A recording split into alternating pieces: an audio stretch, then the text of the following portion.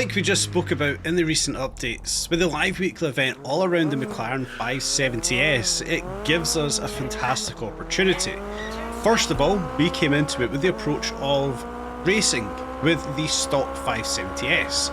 Now, 3 of the 5 races were a walk in the park. 2 of them we found a bit more difficulty, and it has gave us this fantastic opportunity to come in and build this car specifically for those races. Now, we're going to approach one of those races today, and we're going to build a car for that race. Now, the 570, it did prove to be a fairly good car, but I did find issues, specifically with the braking. I hated the way this thing stopped.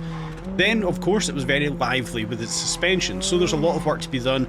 Additionally, performance. We obviously want more performance out of the McLaren, and we're going to focus on my approach to how I'm going to develop the 570s in today's video. Let's head on over to the workshop and have a look at how we're going to build this car specifically for 120 beats per minute. We've got a max RP of 900. It looks like it's a dry race. Well, we know it's a dry race already. So we know we're going to build a 900 RP 570s for a dry race. Into the workshop. It's pretty clean, pretty clear what exactly we're going to want to do. First of all, we want to bag this thing full of performance. Firstly, let's talk about air intake. We want to help this thing soak in more air and have more performance-based fueling coming in there. With more fuel, we obviously want better spark, we want better ignition, and upgrade the valves alongside the thing. It's obviously basic ways of tuning, guys. I'm not trying to teach you how to suck eggs. Talk about internals. This essentially is going to be what I would assume is Ford style internals and a lightened flywheel. Get them up to the race spec. With it breathing in more air, we want it to kick more air out of the back end, so we'll stick the race exhaust onto this one.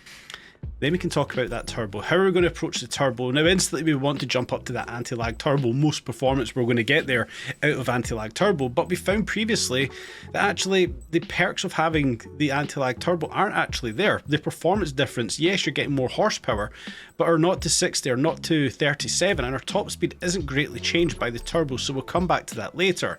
Brakes are a must for this car. I have to put the race brakes on. I didn't like the way this car stopped previously, so we're going to stick some race brakes on. Then we can have a look at suspension.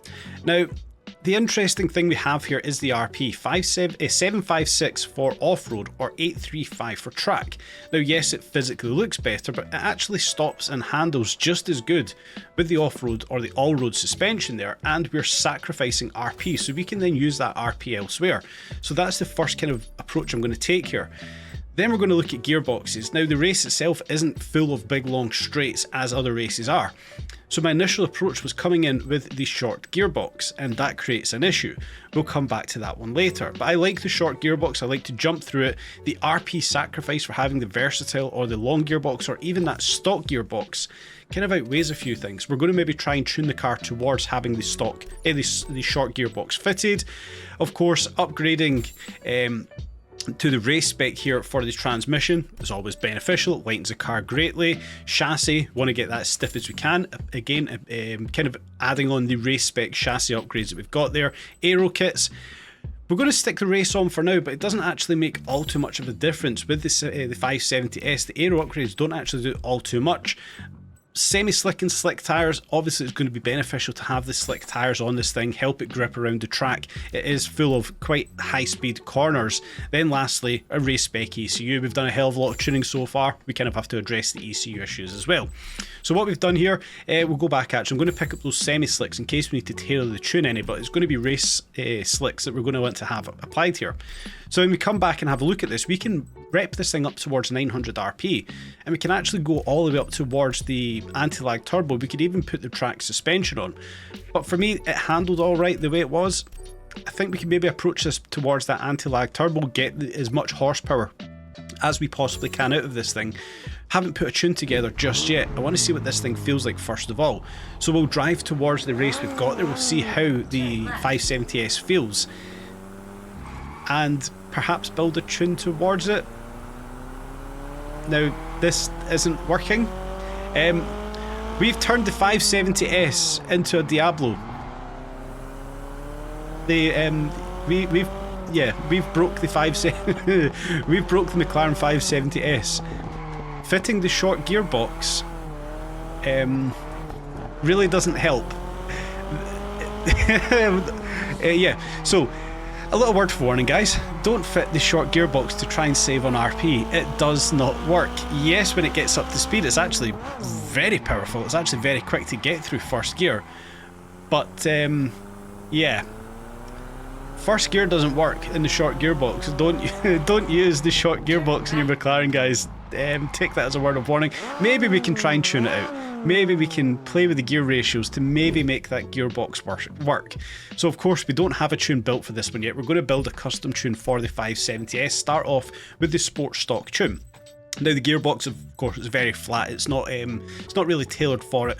With first gear being so poor, I'm going to focus this all the way towards acceleration, across first through towards 7th gear. Try and get a bit of a linear curve to the gearbox ratios to see if that helps improve it any.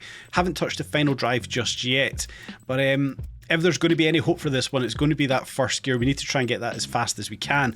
As for downforce, because it's actually quite a fast track with high-speed corners, going to get that downforce pushing that car into the ground. Suspension size, because we've got the all-road, we want this thing planted to the ground. As for the springs and the shocks, the thing felt alright. I think maybe just stiffening up just a little bit might help it, but overall the suspension did feel pretty good. Differentials, I'm going to use a bit of deceleration in this. I want to have a bit of a natural slow down of the car, kind of help alleviate the issues I've had previously with braking. Stiffen up the front anti-roll bar just a bit, really stiffen up the back end, try and control the front rear balance of the car a little bit better. We'll go 78-37, we'll see how that feels like. Camber, I like a lot of negative camber on the rear and some negative camber on the front, helping it turn. And I'm going to move the brake pressure, brake bias towards the front just a little bit more, try and balance out those brakes to see if the McLaren feels any better with some minor tweaks kind of done to the car through the tuning. But again, quite happy with that tune feels. How does this thing drive now? And it's worse.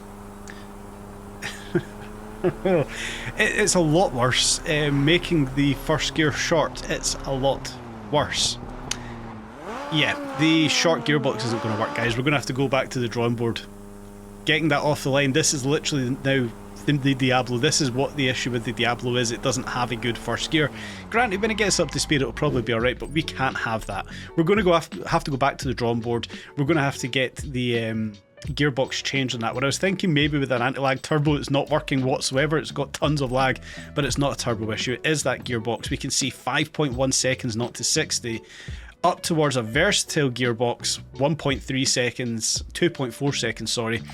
Yeah, the short box doesn't work. We're going to have to use versatile, so we're going to have to sacrifice some RP elsewhere to try and work the versatile gearbox into the car. 973 RP, we need to trim 73 RP off of this one. How are we going to save RP then? We're going to keep the all-road suspension. That obviously helps us out a little bit here, but we need to start to think about this one.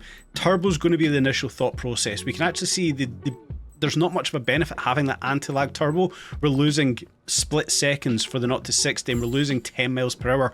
We could probably make that back up through the gearbox tune, so that's going to be the initial thought there. Then we can start to look at the rest of the engine components. Where are we losing a lot of horsepower versus a lot of 0 to 60, 0 to 30 and top speed. Start to look through all of this one. Gearbox, race ECUs, is that really going to be the way forward? I think we kind of need that one. Chassis, I actually like the race chassis to kind of assign it to this one. I probably want to leave that there. It's the aerodynamics. I think we can sacrifice this. It really doesn't make much of a difference on the 570s. Take off that race aero. Take it back to stock. We've saved a hell of a lot of RP already, and we can maybe sacrifice an engine component or two. Kind of want to keep brakes as good as I possibly can. Suspension's where I want it. Gearbox is now where I want it. Maybe we could sacrifice the transmission ECU or the transmission upgrades. Yeah, I think we could maybe trim off a few there. We're not losing all too much 0 to 30, 0 to 60 times by doing so. I kind of want to leave that race ECU in place then. Chassis, do we really save much with the chassis? We maybe add 50 kilos in weight and lose maybe half a second 0 to 60. I think that's an alright compromise. We've only got 5 RP still to save here. We're going to do that through the engine. We're going to probably do that through ignition. Yeah, we'll put the performance spark plugs, camshafts and stuff into this one. That gets us down to the 900 RP. Have we managed to save it? Well, versatile gearbox now fitted. Does it perform any better? Well, yes, it does. We now have a first gear. We have a working first gear. So it has fixed an issue. We cannot use the short gearbox in the 570s. We're going to have to use stock, versatile or long. Guys, if you've been tuning it, let me know what gearbox you've selected for the 570s. Have you went long, versatile or stock, or have you made the short gearbox work? Have I missed something here? I don't think I have. We literally turned the 570s into the Diablo by fitting the short gearbox, so my advice would be not using it. Anyway, the way we've got the car built, we're going to actually have to try it in the race. Because the roads are wet, we're not going to get a good understanding of it. We're going to just jump straight into the 120 beats per minute race, where we've already got a very insane leaderboard. Asa Yunon 3 minutes 4, GR Picuvius 3 minutes 10, absolutely rinsing the leaderboard. I think if I could get up towards that 3 minute 30, considering our only time so far is 3:53 with the stock car, I think I would want to be up towards the 3:30, maybe even up towards 3 minutes and 20. I think would be a reasonable time, considering we've not done all too much tuning because the roads were wet. I couldn't go in and tune the car. That does bother me. I might have to come back on a dry daytime in Hong Kong so I can tune this car a little bit better. But what we've done so far, we're going to see what this one feels like. To me, the tune that we've built for it actually makes sense. The way we've got the suspension set up, the brake set up, and the aerodynamics. It feels like the McLaren should be good. The way I've kind of built previous cars, this is kind of the way I would want to see it. Now, the suspension does feel alright in the McLaren on the previous races when we had it stock, so I didn't feel there was all too much needed. It just needed stiffened up a little bit, and we can see this thing is very stiff now, but it's actually fairly planted to the road. Brakes are 100 times better. Fitting the race brakes and obviously changing that brake bias forward just a little bit, night and day difference with the brakes. Coming downhill, using the gearbox again to advantage. This is the approach I have with some of these corners.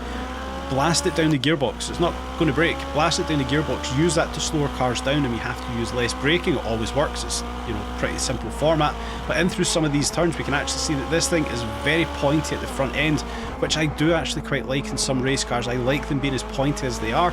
You know, you can maybe look towards the Red Bull F1 car. It's very pointy. Max Verstappen does fantastically well with that, where others, you know, don't do so well. So the tunes are essentially built for the person driving the car. For me, this is the way I kind of like this McLaren. Very pointy at the front end. It turns exactly where I want it to go for the most part. In through some of those sections, we've managed to carry a hell of a lot of time through them, and through some of those little tricky turns, we've managed to carry a lot of time. Now that obviously comes back to adding a lot of downforce to the car. With some of these high corners, I want this thing planted into the ground. I don't want the back end stepping out. We can see just there that the car actually handled the high speed corners pretty good into the braking zones. With it being planted to the ground, there was no, you know, front to rear rocking of the car. It actually felt very good into these braking zones. Round this big left-hander, I maybe made a couple of errors coming into it. Never carried as much speed as I wanted to. Came into the apex too early, but again, it did feel pretty good overall. Round this right-hander, we've had troubles here previously. The car does want to push across the road. Not a lot we can do about that. Then we come into this tricky section just here, and we can see just how good those brakes were. The thing stopped on a dime, stopped us hitting those walls, and we can come around the workshop where we just done all the upgrades to the car, and yeah, actually get out of it pretty well overall. Coming back up through this section right here, lots of power underneath us, feels very good. Now this becomes the tricky part. We obviously raced here a few live weekly events ago and we smashed through those central barriers. We can no longer do that because of the anti-wall ride. Smashing into those barriers are going to absolutely kill our race time. Unless somebody goes through them ahead of you, they're going to destroy your race time. So we have to come around the outside of that corner, downhill, down through the right-hander, cut across the central reservation, and it actually stumbled me, hitting the tree, actually stopping us, hitting the shrubbery, slowing us down dramatically.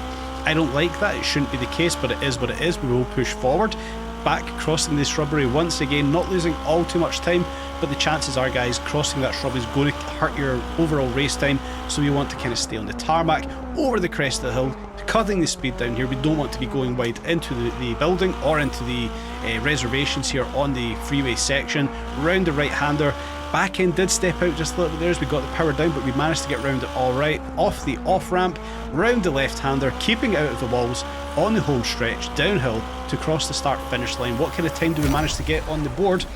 Well, we do manage to get the full points for the weekly events. We have now crossed that one off. We have got all 50 points for that fantastic make it burn sticker. It is what it is. We managed to do a 323 with a couple of mistakes in there. We could have got a 320. We could have got up towards 4th place. I think up towards 3rd is achievable, should I be able to tune that car correctly. But for a first attempt, a 323 is not bad. The car wasn't fully tuned the way I would like it to have been. Maybe we have to come back in there and adjust those gearbox ratios. Obviously, we didn't actually go back in and do it. That was a mistake. We'd done those gearbox ratios for the short box. We probably should go back in and adjust those ones. But suspension, it did feel very good. It was very pointed. It was fairly balanced on the road. Maybe we could soften that compression to, maybe get a bit of a better turn in some of the tighter corners. But overall, it felt good. Differentials felt good. Anti-roll bars, camber, all felt on point. Brakes felt fantastic. 800 horsepower, 1300 kilos, 0 to 60 in 2.5 seconds. It did feel absolutely fantastic. I would like to come back again on a dry Hong Kong so I could tune this on the road. Maybe get that gearbox improved slightly so we could get a better time overall. Then go back into the race, not hit the central reservations, not hit the trees. Overall, have a better race and push up towards the top 3. I generally think a sub 3 minute 18 is there in this car, shaving 5 seconds off that race time, I think is possible. And we may go back to that in another video, guys. I hope you've enjoyed that, a bit of a different format, walking through my thought process of parts applied to the car, how I'm going to build the tune. Unfortunately, I never got a good tune built because the road conditions were wet. I couldn't do it before we went into the race. Again, we may come back to that. If this is the kind of stuff you want to see going forward, if you want me to do this more often, guys, let me know in the comment section. I want to make the videos that you guys want to watch, so give me some feedback and let me know what you guys want to see. I hope you've enjoyed today's video. If you haven't already, please do smash up the like button and consider subscribing if you have not already, guys, and stay tuned for more updates on Test Drive Unlimited Solar Crown.